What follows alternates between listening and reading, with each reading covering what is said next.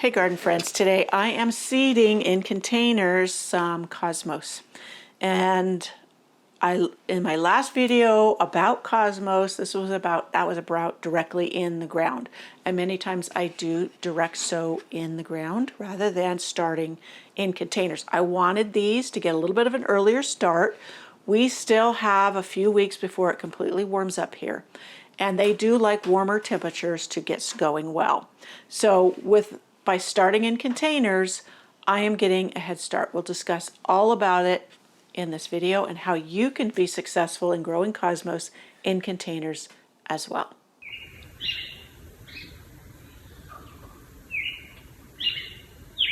Now, cosmos, they are native to Central America and Mexico. So they're used to average soil, limited root, room, and other things. So that makes them ideal for containers, actually. So number one tip, I would say give them a pot with good depth. You could do smaller, you could, but cosmos have a branching root system, as well as the taller ones do get top heavy. So you want a good base for them to be growing in so that they don't topple like in wind or what have you. And the taller ones, you would want maybe 12-inch to 14-inch size pot and a good depth. You see this one I would say is a good 12 inches and at least 12 inches or more deep. This one is a little bit bigger.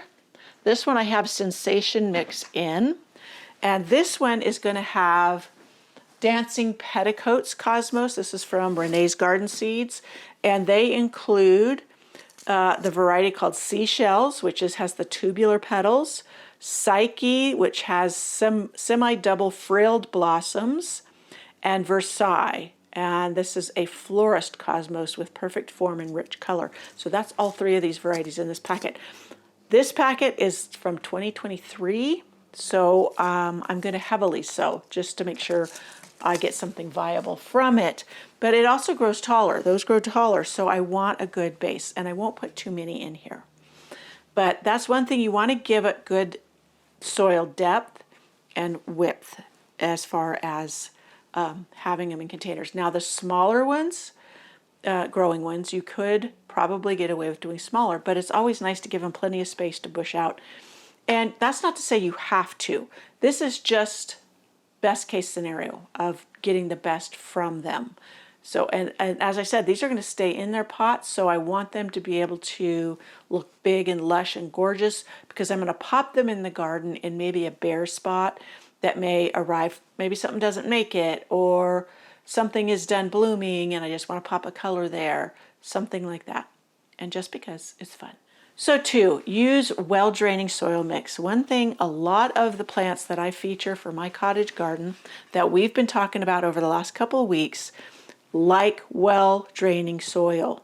And that is because they don't like sitting in soggy soil, which becomes anaerobic, meaning lacking oxygen. And like I said, being Central America and Mexico, they like the drier conditions and sometimes semi-drought. So good drainage is key, and I would say a lot of plants like that type of soil. That's why some people struggle with clay soil, because it holds too much moisture. I have a whole video on how you can loosen up and treat clay soil so it isn't quite as hard to grow a lot of things that prefer looser soil. So there's that too. Full sun. This is tip number 3. Full sun is what they prefer in the majority of cases, and that's 6 to 8 hours. And that helps them not get too lanky, or I would say floppy. When they get too tall, because mine sometimes will reach for the sun, because towards the fall the sun is going behind the evergreen trees around my property, and then everything tries to lean for that. And instead of being upright and stocky and bushy, they'll end up being tall and lanky and then flop over, and you have to support them. So good sunlight gives you the best bang for your buck, and yeah, they'll grow beautifully for a very long time, until the first freeze even. And poor sunlight amounts will also result in less flowering for you. And why do we grow cosmos but for the flowers? Number 4, do not over-fertilize. That is the one thing, and I've mentioned this before, the majority, or I should say the number one mistake most gardeners make, and they over-fertilize things. If you've got a problem, for some reason something not growing well, it is not always a lack of fertilizer. Many times there's many other things. And sometimes people will add more fertilizer and they're actually exacerbating the problem rather than making it better.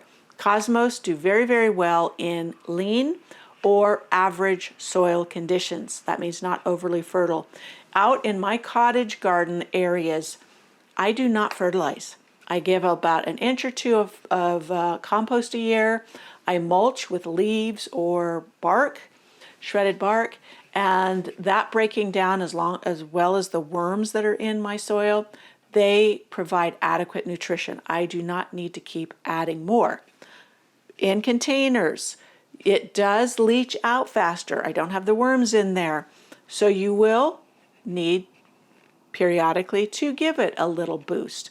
I use an organic liquid and I dilute it to maybe quarter strength before I add it to the soil. And don't even think about bloom boosters. And I've mentioned this before. We will do a video on that of why that's a misnomer. But in containers too, they don't like to be over fertilized, and you'll end up doing the same. When you over fertilize it, they are then more susceptible to pest attack. They'll get floppier because of the lush sudden growth, and you want you want strong stems and not floppy stems so that they can remain upright through a variety of conditions. So 5, watering. How do you water? If they like it kind of drier, what do we do? Well, you give it a good watering. You let the water come out to the bottom and out of the bottom, and then you let it be until it needs more. How do you know when it needs more? Some people stick their finger down in the soil. I don't find that effective. I like using a moisture meter. You can stick the probe down in there. It gets further down, closer to the roots, and you can see what's down at the root zone. If it's still towards the wet side, I don't water. If it's leaning on a moisture meter, it has dry, moist, wet. And when it's heading off of the moist into the dry, it's not quite dry, that is when I will water. And in the past, if you've seen any of my videos like last summer, I have what's called oyas, and that's a terracotta vessel that you put in the soil, you fill it with water, and that will leach out moisture as the plant needs it. Also, I have the spikes that you put a bottle in that has the water. That really helps when you're going on vacation. But that also can make watering so much easier, even with Cosmos, because you're not having to second guess. It does it for you, and then you just refill that bottle. And if it's a super hot time and you think they need more hydration, then you can water just directly as well. Now, that brought a thought to mind. Now, sometimes in the heat of the day, many plants will wilt as if they don't have enough water. That is not a case of not having water. That is just how they protect themselves and conserve water during the heat of the day. When it cools off towards the evening, they will perk back up. And that shows you that it was not a lack of water, it was the temperature. So that's just self-preservation. 6, choose varieties more suited to containers. And for many, that is the shorter ones, because a lot of times people have containers on decks or porches or patios, and the containers can sit quite high. And if you have a 4-foot tall Cosmos, it might be over your head. How can you really enjoy it if it's over your head? I like looking down at my flowers. So the dwarf varieties, the compact varieties, they are great for containers for that reason. But if you are going to be like me and you're going to put them out into the garden and they are taller, they can go behind like the mid-sized plants in, I wouldn't say the total back because I have taller shrubs and stuff, but you know what I mean, further back, and they will fill in beautifully. Then the containers, when you set them on the ground, they're hidden by the other foliage of the other plants. And it all works well. Sometimes also, if I'm planting the taller ones and my container isn't that big, I will bury it partway down into the soil. That not only anchors it when it's getting really tall, but the roots will go down into the soil below, and then you have to water even less because it's already pulling up water from the soil beneath it and not just what's in the container. 7, provide support for the taller ones. If you live in any kind of area that has a breeze, wind, you get summer rain, the flower heads can, I see a dry plant. The flower heads can catch water, making them heavy, top heavy, and then flop. You don't want floppy flowers. It just ruins the effect because then you're not getting to enjoy them. I have had that happen to me because of the sun. Remember I mentioned before about the sun going behind the tall trees. Well, then all my plants, all of them, rudbeckia, echinacea, daisies, they all start leaning that way. And then they will tend to flop down to the ground. So I have to provide more support than many people. I grow bamboo. I use the bamboo, I cut it and use it as stakes. I have used the remesh panels, which is metal, and I'll provide a support and put that on it, or at a height where it holds it up, because it's like a mesh with 4 to 6 inch squares. Works perfect. There's all kinds of ways to support it. I've also used cages, like tomato cages, and they work as well. So give them support before they flop. Don't wait till they do. And even in containers, it just helps them to be their best. So 8, once they're blooming, how do you get the best from them? You deadhead. You deadhead and you keep them going. Now, all flowers, or at least annuals, are made to go to seed to reproduce themselves. When they go to seed, they stop wanting to produce flowers because the energy is going into seed starting. So deadhead. So that is pretty basic across the board with a lot of annuals. And it's super easy to see when a flower is starting to fade. Don't wait when it's already starting to produce seeds. As soon as the flowers are fading, cut it back. You may have a side shoot coming out where you can see where another bloom's going to come out. And or if they've already, many of them has started to go to seed and you didn't want to individually deadhead them or cut them, just use some some pruners, and just cut them back, the whole plant, and just like 4 or 5 inches, and then it will reflush blooms. You can cut them back further, but you will wait a little longer for blooms, usually that way. But deadheading is key to keep it flowering until the first freeze. And let some go to seed, collect them, let them fall in the ground. That is an easy way to get more of what you love of that plant. But also, if you have collected seeds, especially a few years, meaning you plant them 1 year from seeds you bought, then you collect the seeds the next year from those plants, then you plant those seeds the following year, pretty soon those seeds have genetically adapted to your conditions, meaning whatever you collect from those plants then will grow better and better in your region. So that's just how they genetically modify themselves to fit your conditions. I learned that from a podcast and I loved it. I had to share. Now, 9, avoid overcrowding. This container I seeded heavily because the same as the ones here that I said I was going to seed from 2023, they were old seeds. And I wanted to make sure I got good germination. But on the packet, it'll tell you decent spacing. Now, this container, I may only leave 2 because if they're too crowded or there's too many, the plants will be smaller in the long run. And you can do the same or get the same effect with 2 plants growing healthily and having plenty of room as you can if you left 4 in here. You can leave however many you want in here. You don't have to. But overcrowding can not only make them more susceptible to pest attack, but disease attack, fungus, whatever, because there's not enough airflow around all of it. And yeah, to avoid problems, then give them plenty of space. So if you want to experiment, do so. Plant one heavily or seed it heavily and do another with just a couple. It can look really sad, just 2 plants growing in this when you think, oh, I could put a lot more. Just be patient. That's one thing as gardeners we need to learn is patience, and give them space, give them what they need, and they will fill in for you.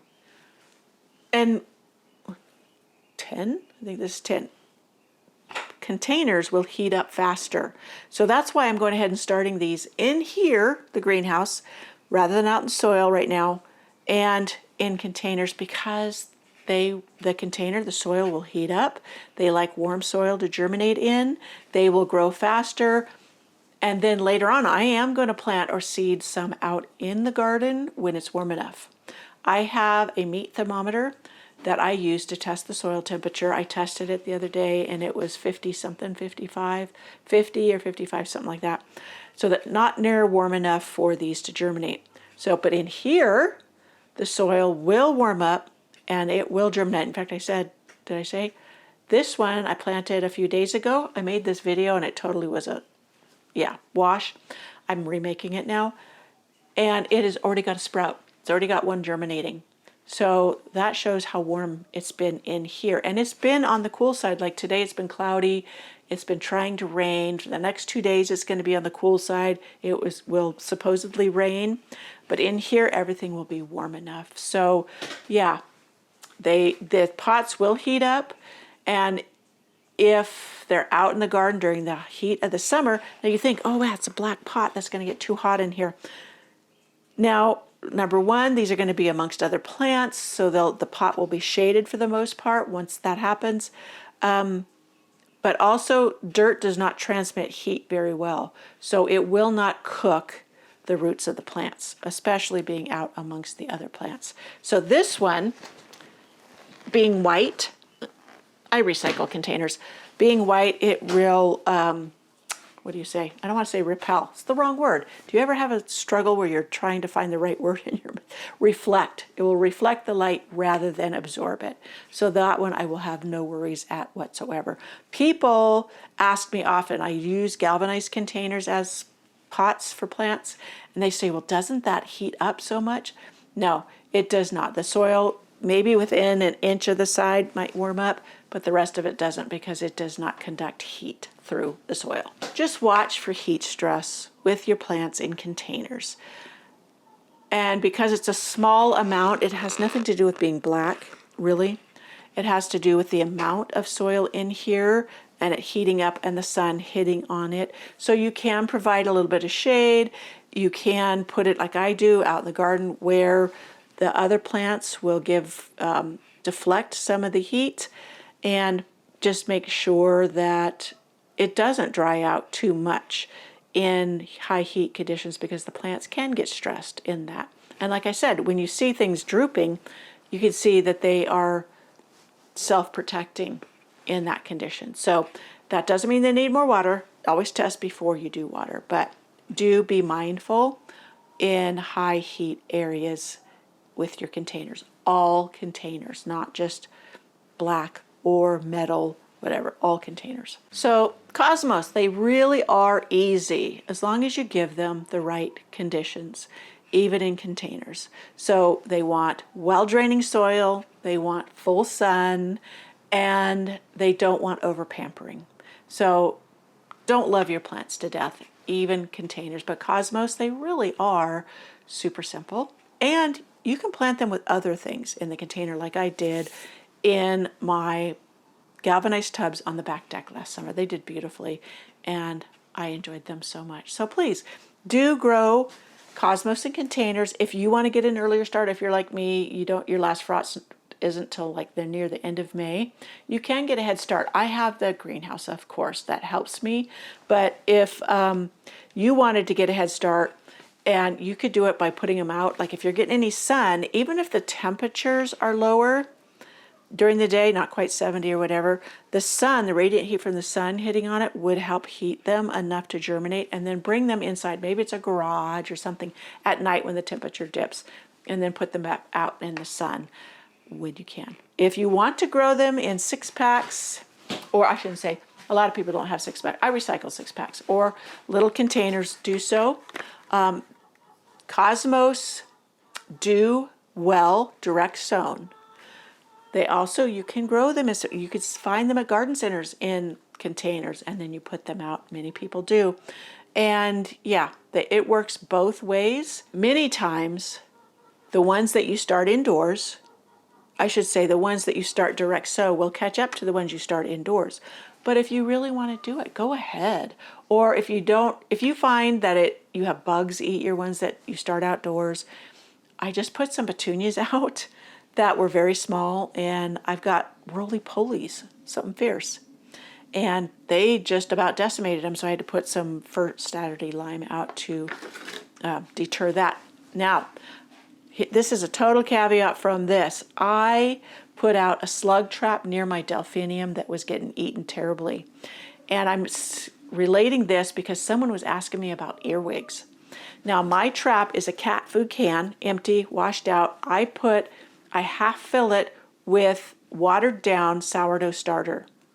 They are attracted to that fermentation. I don't know, it's not yeast, so some kind of bacteria. Anyways, some people will use a cheap beer, which has worked. But that, when I checked it, and I'll show you a video clip, and my delphiniums stopped showing damage, so they were going for the trap, but I also found earwigs in the trap.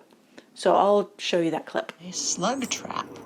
Now this is just a cat food can I cleaned up, and then I put some, let me see if I'm getting too many shadows here, sourdough starter in it.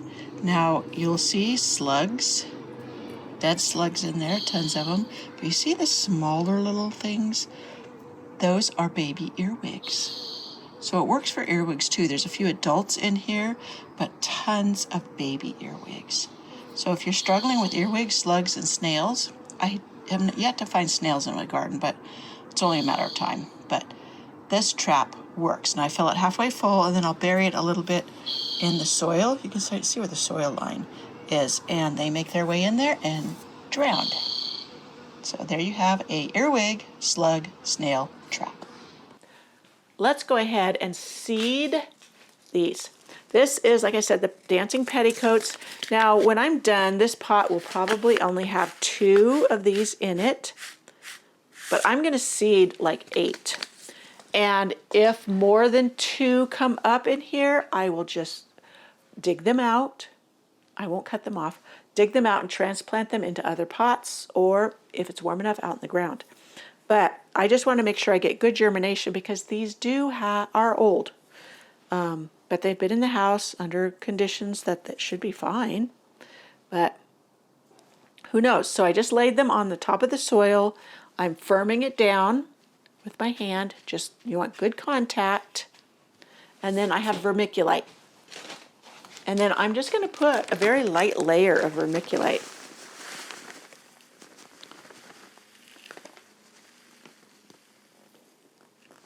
This is not even 1/4 of an inch. Put that in there, and then I will lightly water once I put a tray underneath it. I don't have a tray underneath it right now. I guess I can use this tray under this one. But then I will water it gently.